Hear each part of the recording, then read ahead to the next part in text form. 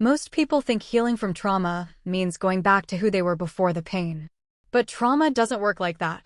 Trauma doesn't just live in memory. It lives in the body. In the way your shoulders tense when nothing is wrong. In how your heart races when someone raises their voice. In how you shut down, disappear, or people please without knowing why. And the hardest part is this. You can be doing fine on the outside, while your nervous system is still stuck in survival mode. That's why so many people say, I've moved on, but I don't feel free. Because healing isn't about forgetting what happened. It's about teaching your body that the danger is over.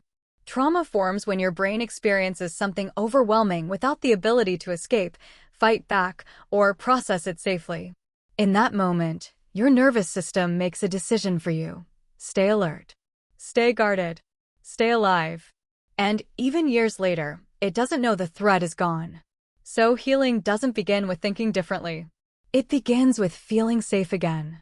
This is where many people get stuck. They try to heal by analyzing, over-explaining, or forcing forgiveness. But trauma isn't logical. It's biological.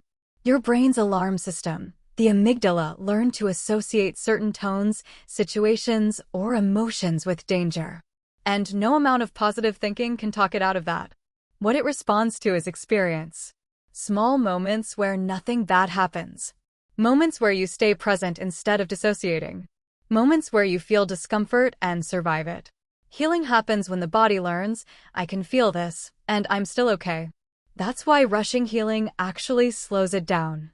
People often ask, why am I not healed yet? But the real question is, has my nervous system had enough proof that I'm safe? Because trauma healing is not a straight line. It's a gradual rewiring. You'll notice it not in big breakthroughs, but in subtle shifts. You pause before reacting. You breathe before panicking. You speak instead of disappearing. You notice when you're triggered instead of becoming the trigger.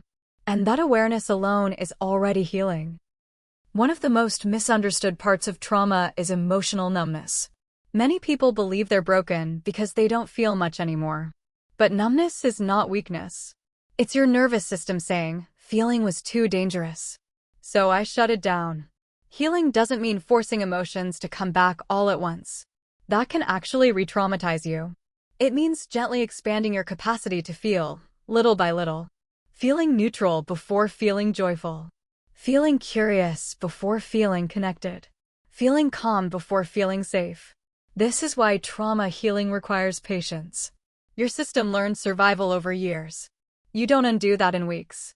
Another key part of healing is understanding your triggers without judging them.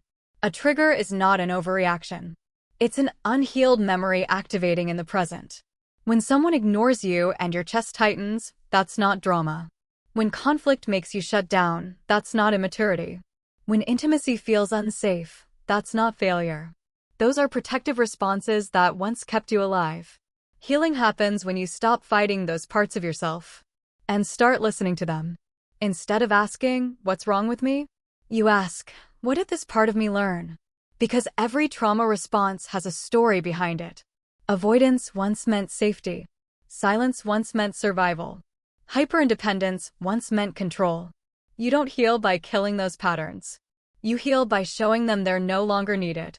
This is also why healing often feels lonely. When you stop reacting the way you used to, people around you may not recognize you anymore.